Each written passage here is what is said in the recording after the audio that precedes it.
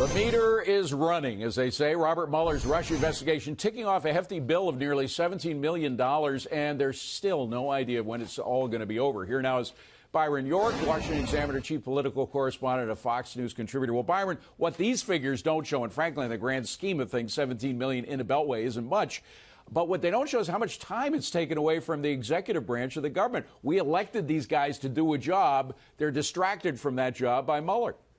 Well, you know, I hesitated to say that $17 million is chicken feed in Washington, but in terms of the government, it actually kind of is. But you're absolutely right about a much greater cost for something like this. And, you know, one of the defenses that Rudy Giuliani has been talking about with the president himself is that complying with the Mueller investigation would take an enormous amount of the president's time, which a prosecutor just can't do unless there's some extremely overwhelming reason to do so. And then you have the conflicts of interest. I mean, there are just so many of them with this I've seen a lot of investigations going back to Watergate. I still remember that. But, you know, when you think of course, Peter Strzok and Lisa Page, those many emails they had about how much they hated President Trump, or candidate Trump wanted to keep him from the White House. Bruce Orr at the Department of Justice, his wife worked at Fusion GPS, Andy McCabe, it goes on and on. And now there's a question about Rod Rosenstein, and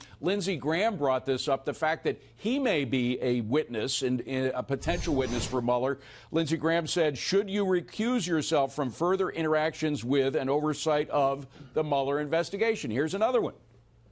Well, you know, this is something that insiders have actually been talking about for quite a while with the Rod Rosenstein situation.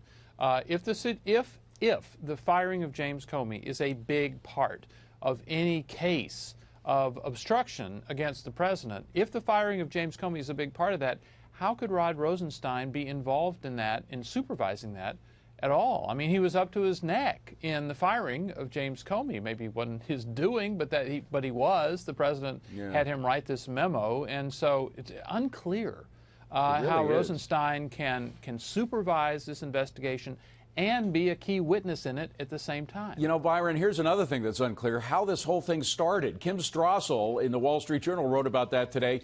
Supposedly, this is what the investigators say, it all started with this drunken rant by Papadopoulos, at that time a 28-year-old minor aide of the Trump campaign, with the ambassador from Australia to the UK. She calls it the curious case of Mr. Downer. That's the ambassador. But the bottom line is, he didn't say that much. Papadopoulos, we were led to believe by the investigators defending the investigation, said all this stuff about Hillary's emails and so forth. He didn't talk about that. And according to an Australian interview with Mr. Downer that was done earlier in April, nothing that Papadopoulos said in that conversation indicated Trump himself had been conspiring with the Russians to collect information on Hillary Clinton.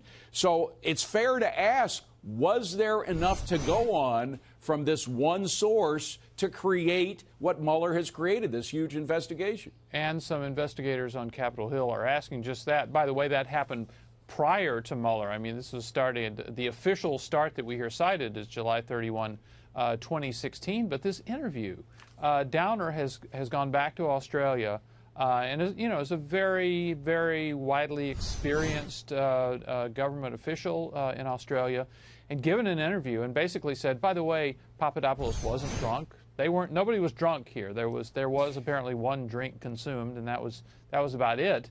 But that basically Downer has given a very different account of this encounter, saying that Papadopoulos did not talk about the Russians having emails or something like that. So what we have to do is look at what Downer has now said, and then look at what we were seeing in the New York Times, which is being leaked by officials. Right. Are those stories really matching up? Right. And was there enough evidence to require putting a spy or an informant in the Trump campaign? I mean, based on this, it doesn't appear so. Byron, have a great weekend. Thank you for joining us. Thank you, David.